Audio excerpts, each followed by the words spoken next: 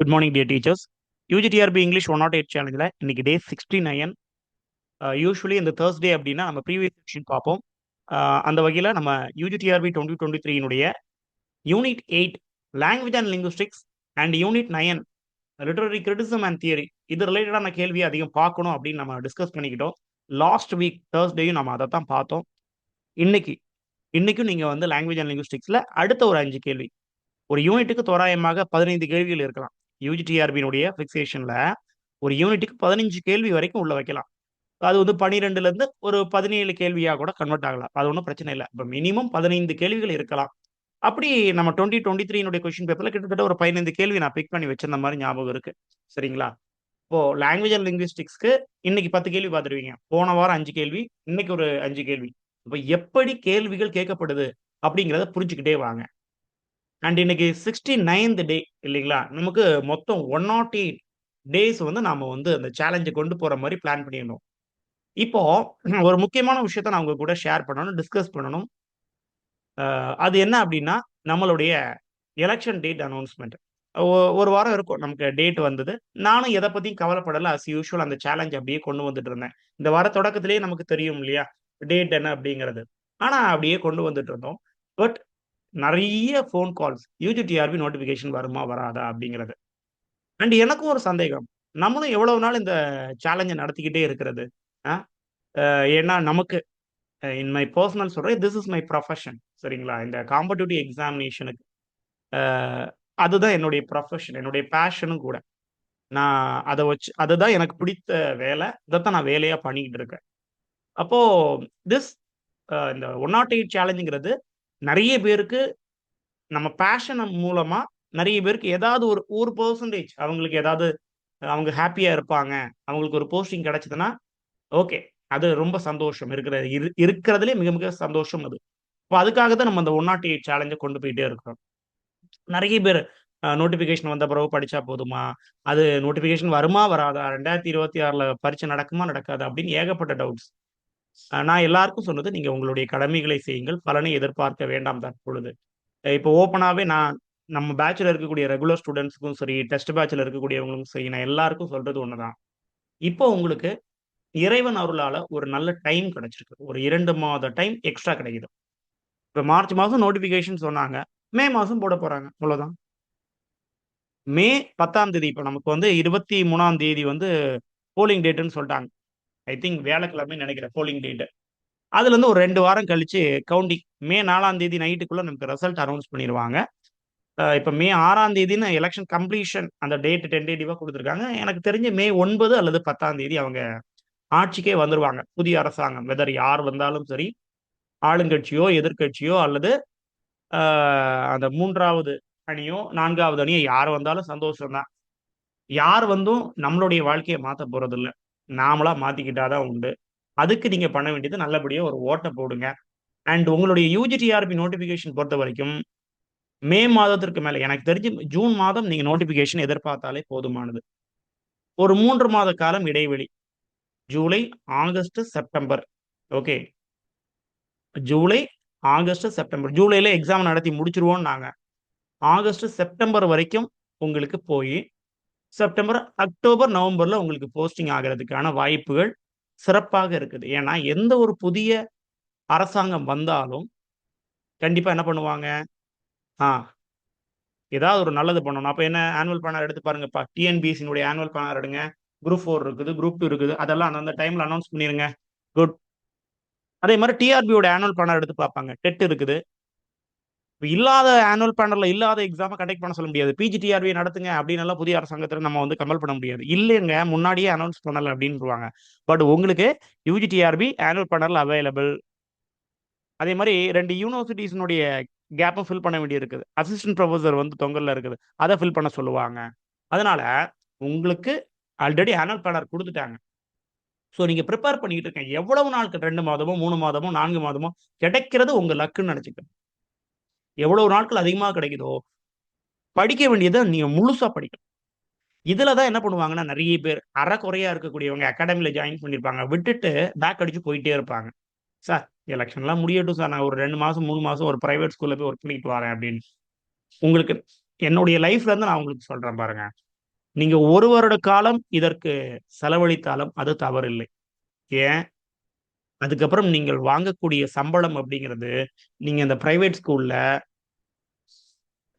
இவ்வளவு முக்கணும்னு நமக்கு தெரியும். எவ்வளவு குனிஞ்சு போகணும் அப்படின்னு தெரியும். எத்தன கட்டு பேப்பர் உங்களுக்கு தருவாங்கன்னு தெரியும். அதெல்லாம் நீங்க மனசுல நெனச்சு பார்த்துட்டு, இல்ல வீட்ல ஏதாவது சொல்லியிருப்பாங்க, சொந்தக்காரன் சீன்னு சொல்லியிருப்பான்.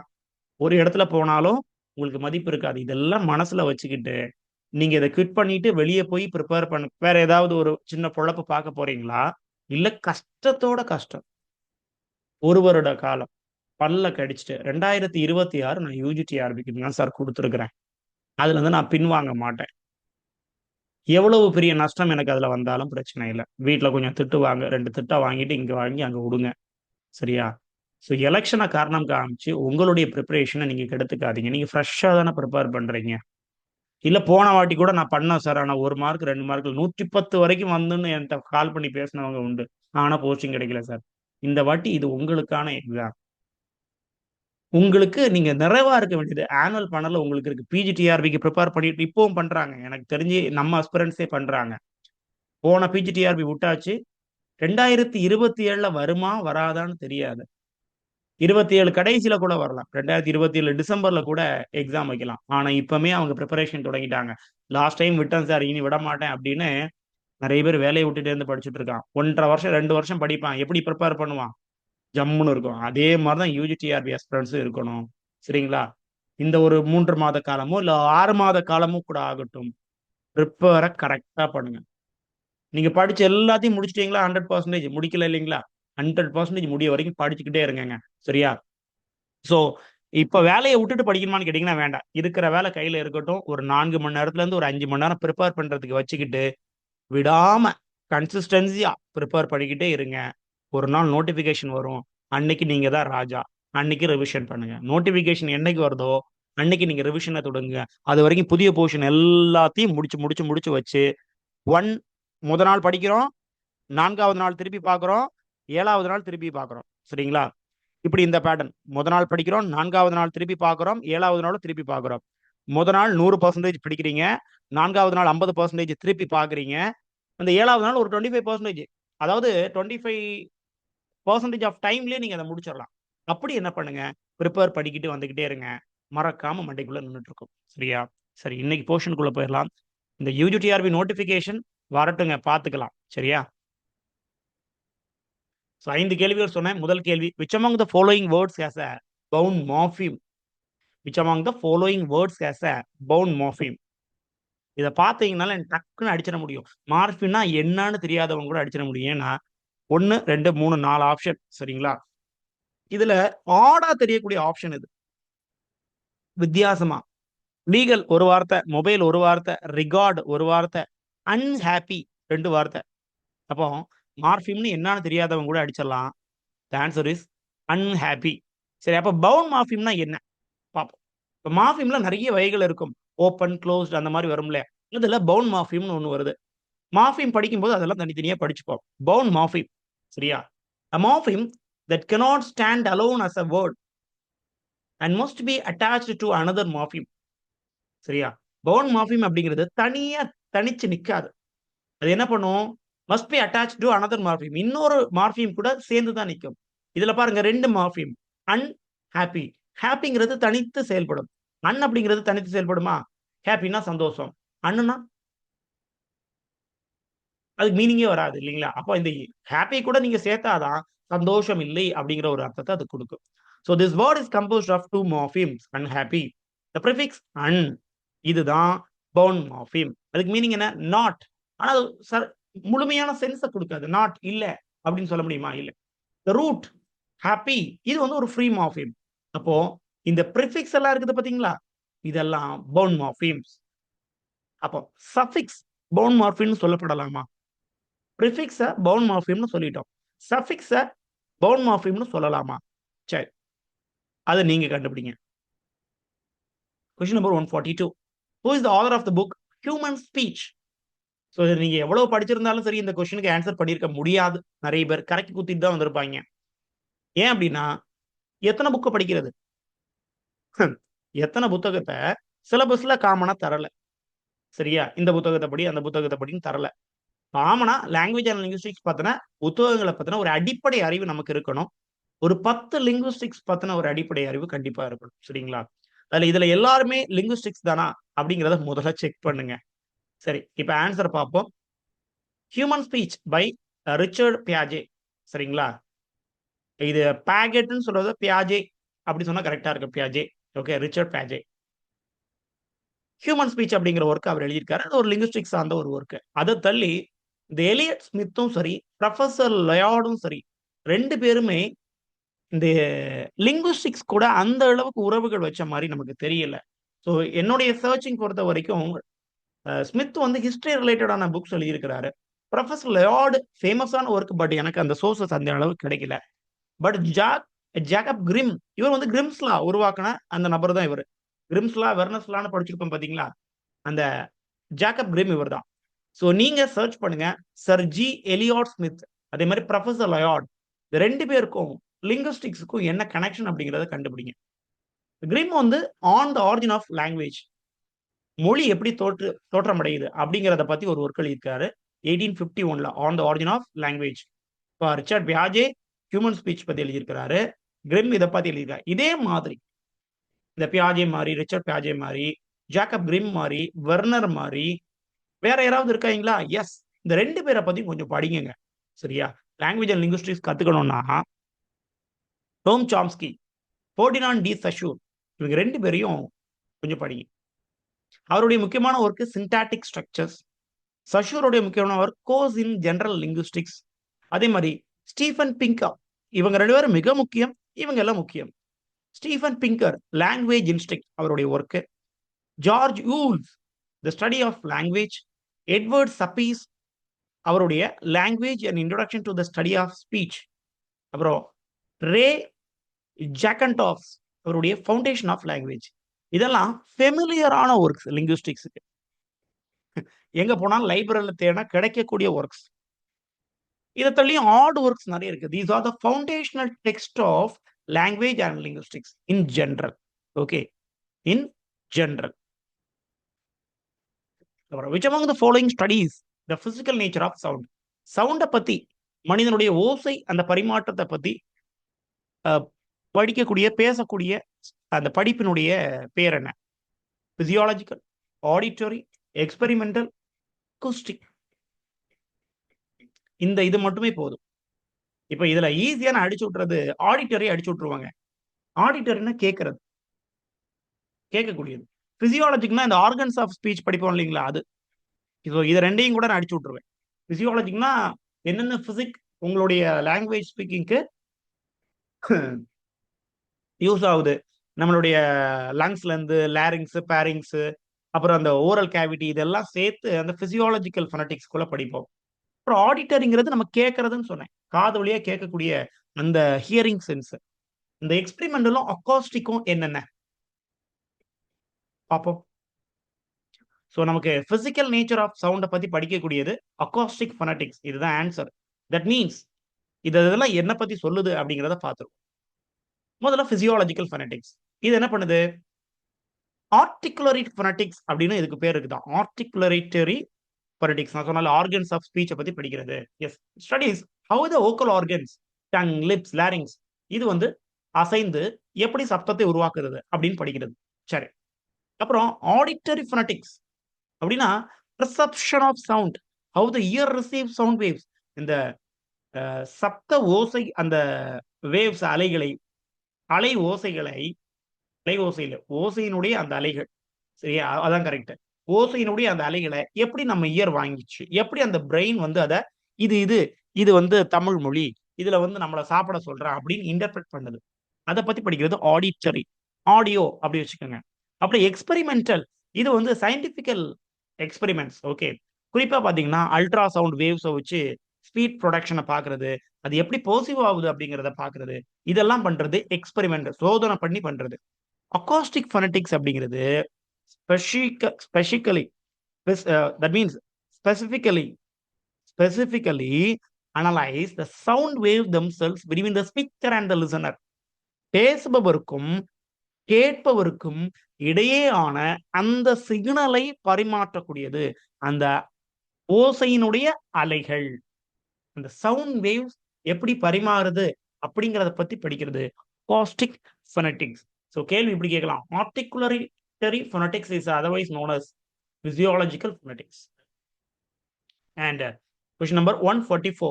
Which of the following expressions can have two meanings? இதுவும் நீங்க டைரக்டா பாத்தீங்கன்னா ஈஸியா அடிச்சிடலாங்க.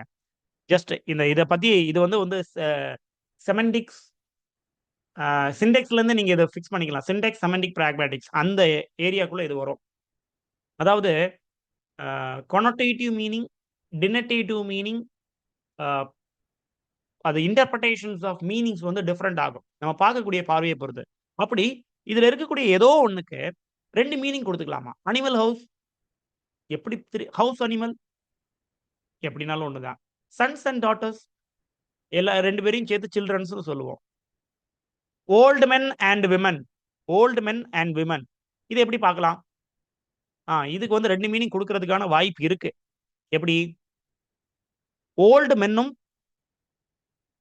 ஓல்டு இல்லாத விமனும் அப்படி இருக்கலாம். அல்லது old men and old women அப்படின்னு கூட எடுத்துக்கலாம். அண்ட் இங்க old men and young women பிரிச்சே கொடுத்துட்டாங்க. அப்ப இதெல்லாம் ஒரு மீனிங். இப்போ சி தான் ஆன்சரா இருக்கிறதுக்கு வாய்ப்பு அதிகம். எஸ், அதுதான் ஆன்சர். ஸோ எப்படி எடுத்துக்கலாம்? ஒரு meaning old men and women. That means only men R old. ஆண்கள் எல்லாம் வயதானவர்கள், விமன் எந்த ஏஜ்ல வேணா இருக்கலாம், அப்படி வச்சுக்கலாம். அல்லது இந்த ஓல்ட வெளியே வச்சுக்கிட்டு இதுல ஒரு பிராக்கெட் போட்டு விட்டுட்டீங்கன்னா ஓல்டு மென் அண்ட் விமன். இந்த ஓல்டு அப்படிங்கிறது என்டையர் குரூப்பையும் குறிக்குது. அதுல இருக்கக்கூடிய ஆணையும் பெண்ணும் ஓல்டு அப்படின்னு சொல்லிடுறாங்க. ஸோ இது ஒரு ஈஸியான கேள்விதான். இது ஒண்ணு, அந்த மார்ஃபிம் ஒண்ணு. நீங்க லாங்குவேஜ் அண்ட் லிங்குஸ்டிக்ஸ் படிக்காட்டாலும் உங்களுக்கு அடிக்கக்கூடிய அன்னைக்கு அந்த டைம்ல எக்ஸாம் எழுதக்கூடிய டைம்ல உங்களுடைய மைண்ட் ஓரளவுக்கு கிளியரா இருந்ததுன்னா அடிச்சுட்டு போயிடலாம். இன்னைக்கு ஃபைனல் கேள்வி. How many phonemes are there in the word please? எனக்கு ரொம்ப ரொம்ப பிடிச்ச கொஸ்டின். ஏன்னா உங்களுக்கு ஒரு பிராக்டிஸ் கிடைக்கும். ஃபோனடிக் டிரான்ஸ்கிரிப்ஷன் உங்களுக்கு அவைலபிளா இருக்குது. அதுல இப்படியும் கேள்வி கேட்கலாம். ப்ளீஸ்னுடைய ஃபோனடிக் டிரான்ஸ்கிரிப்ஷன் நீங்க எழுதணும். ப்ளீஸ்ல மொத்தம் எத்தனை லெட்டர் இருக்கு? 1 2 3 4 5 6 6 லெட்டர் இருக்கு. ஆனா எத்தனை ஓசைகள் இருக்கு? சும்மா நீங்க சொல்லுங்களேன். இப்பு, லீ, இஸ், ப்ளீஸ் 3 சவுண்ட் இருக்குதுங்க. தமிழ்ல எழுதி பாத்தீங்கன்னா சவுண்ட் ஒருவேளை கிளிக் ஆகலாம். ப்ளீஸ் தமிழ்ல அப்படியே எழுதுங்க. இப்பு, பி, இல்லைன்னா இப்பு கூட வேண்டாம். பி, லீ, இஸ், ப்ளீஸ் 3 ஓசைகள் தான் இருக்கா? 3 ஆப்ஷன்ல இருக்கு. ஒருவேளை 3 இருக்குமோ பார்ப்போம். 4 இருக்குங்க. சரியா? போனீம்ல 4 போனீம் ப்ளீஸுக்குள்ள இருக்கு. அத போனட்டிக்கா நான் இப்ப டிரான்ஸ்கிரைப் பண்ணி எழுதியிருக்கிறேன். அதை மாற்றி எழுதியிருக்கேன். ப ப்ளீஸுக்குள்ள ப அந்த சவுண்ட் இருக்குதுங்களா? இது ப. அதுதான் ப. இது வந்து வாய்ஸ்லெஸ். சரிங்களா? ப. இது ப. வாய்ஸ்லெஸ். ப, ல, ப்ளி, ப்ளி, ல். இந்த லா லா சவுண்ட் அது. ப, லா, ஈ. ப, லா, ஈ. ப்ளீ. பி, ல, ஈ. இதுதான் ஈ சவுண்ட். ஐனா இ குரில். 2 கோலன் போட்டனால இது என்னது? ஈ, ப்ளீ, இஸ். இசட் போட்டாச்சுன்னா இஸ் அப்படிங்கிற சவுண்ட். இப்போ ப்ளீஸ் கரெக்டா வந்துருச்சுங்களா? அப்போ 1 2 இந்த ஐயும் இந்த கோலனும் சேர்த்து 3, இசட் 1, இந்த சவுண்ட் இஸ், இந்த சவுண்ட் வந்து 4. இப்போ 4 போனீம்ஸ், 4 ஓசைகள் ப்ளீஸுக்குள்ள அடங்கி இருக்குது. சரிங்களா? இது அப்படியே ஒரு சின்ன ஒரு எக்ஸாம்பிள் போட்டு பார்த்துப்போம். ப்ளீஸ் 6 எழுத்து, போனீம்ஸ் 4, ப்ளீஸை பார்த்துட்டோம். அதே மாதிரி இந்த ஈயை மட்டும் நான் எடுத்து விட்டுறேன். ப்ளீஸ் இதுவும் ப்ளீஸ் தான். ஈ இல்ல, ஆனா ப்ளீஸ் சரியான ஓசை தான். இதுல 5 லெட்டர் இருக்குது. ஆனா அதுக்கும் என்னதான் 4 தான் போனீம். அப்போ லெட்டருக்கும் போனீமுக்கும் ஏதாவது சம்மந்தம் இருக்கானா? இல்ல. லெட்டருக்கும் போனீமுக்கும் ஏதாவது சம்மந்தம் இருக்குன்னா இல்லை. ப்ளீஸ் டிரான்ஸ்கிரிப்ஷன் அதே தான். இந்த எஸ்ஏ இருந்தாலும் எஸ் மட்டும் இருந்தாலும் சவுண்ட் தான். அதனால அதே டிரான்ஸ்கிரிப்ஷன். அதே மாதிரி ஸ்லீப், எஸ்எல்இஇபி 5 லெட்டருங்க. சரியா? ஆனா போனீம் என்னது? ஒன்னே தான். எப்படி தொடங்குது பாருங்க. முதல்ல வாய்ஸ்லெஸ், இது வாய்ஸ்ட். ஓகே. வாய்ஸ்லெஸ்ல ச, ச, லா, இந்த லா, ஸ்லீ, லீ, லீ அந்த அதுக்கான லா, ஈ, ஸ்லீ, ஈ. அப்போ ஈ நெடில் கோலன் போட்டுட்டோம். ப, ஸ்லீப். அப்ப இப்படி நீங்க என்ன பண்ணணும்? சில வார்த்தைகள் நம்ம அன்றாடம் பயன்படுத்தக்கூடிய டிக்ஷனரி எடுத்து வச்சுக்கங்க. நல்ல ஆக்ஸ்ஃபோர்ட் டிக்ஷனரில உங்களுக்கு இந்த ஐபிஏ டிரான்ஸ்கிரிப்ஷன், ஃபோனடிக் டிரான்ஸ்கிரிப்ஷன் உங்களுக்கு அவைலபிளா இருக்கும். அத பார்த்து கொஞ்சம் கொஞ்சம் கொஞ்சமா நம்ம கத்துக்கலாம். நாம வந்து ஒண்ணும் பரீட்சை காணாம பரீட்சை எழுத போறது இல்ல. அது ஞாபகத்துல இருக்கட்டும் உங்களுக்கு. சரிங்களா? டிஸ்கிரிப்டிவா எழுத போறாரு. நம்ம எழுத போறது ஒரு அப்ஜெக்டிவான எக்ஸாம். அதுக்கு எவ்வளவு பிரிப்பேர் ஆகணுமோ அவ்வளவு ஆனா போதும். Right? I stop here. And one more thing. இப்போ நம்ம எலக்ஷன் டேட் அனௌன்ஸ் பண்ணிட்டாங்க. நோட்டிஃபிகேஷன் தள்ளி போகுது. எல்லாம் ஓகே. நம்மளுடைய 108 சேலஞ்ச் என்ன எப்ப போய் முடியும்? 108 டேஸ்ல முடிக்கணுமா? இல்ல நமக்கு எக்ஸாம் முடிய வரைக்கும் எடுக்கணுமா? பிகாஸ் பிராக்டிகல் என்னுடைய நிலைமைய நீங்க புரிஞ்சுக்கிட்டு, என்ன பண்ணலாம்? இப்ப நான் வந்து உங்கள படிக்கிறத டெய்லி படிக்க சொல்லியிருக்கிறேன். டெய்லி நீங்க காலையில் வந்து சொன்னால் மட்டுமே தான் நான் எழும்பி படிப்பேன். ஒத்தை காலில் நின்று தான் படிப்பேன். தலைகீழாகத்தான் குதிப்பேன். அப்படிங்கிற மாரி சொல்லக்கூடாது. பிராக்டிகலா என்னுடைய நிலைமைய நீங்க புரிஞ்சுகிட்டு, என்ன பண்ணலாம்? அப்படிங்கிறத எனக்கு சஜெஸ்ட் பண்ணுங்க. பிராக்டிகலா என்ன பண்ணலாம் அப்படிங்கிறத சொல்லுங்க. நானும் நம்மளுடைய அஸ்பிரண்ட்ஸ் எப்பவுமே நமக்கு சஜஷன்ஸ் குடுக்கக்கூடிய அஸ்பிரண்ட்ஸ் கிட்டயும் கேட்கிறேன். நீங்களும் உங்களுடைய சஜஷன்ஸ ஒண்ணு நம்மளுடைய வாட்ஸ்அப் நம்பர்ல ஒரு வாய்ஸ் மெசேஜா பண்ணுங்க. அல்லது கமெண்ட்ஸ்ல சொல்லுங்க. நீங்க சொல்லக்கூடியத பொறுத்து ஃபர்தரா நம்ம வந்து என்ன பண்ணுவோம்? சரிங்களா? அப்படிங்கிறத முடிவு பண்ணிக்கலாம். ரைட்? ஸோ பயப்படாதீங்க. I will be with you till the end of your career. Thank you.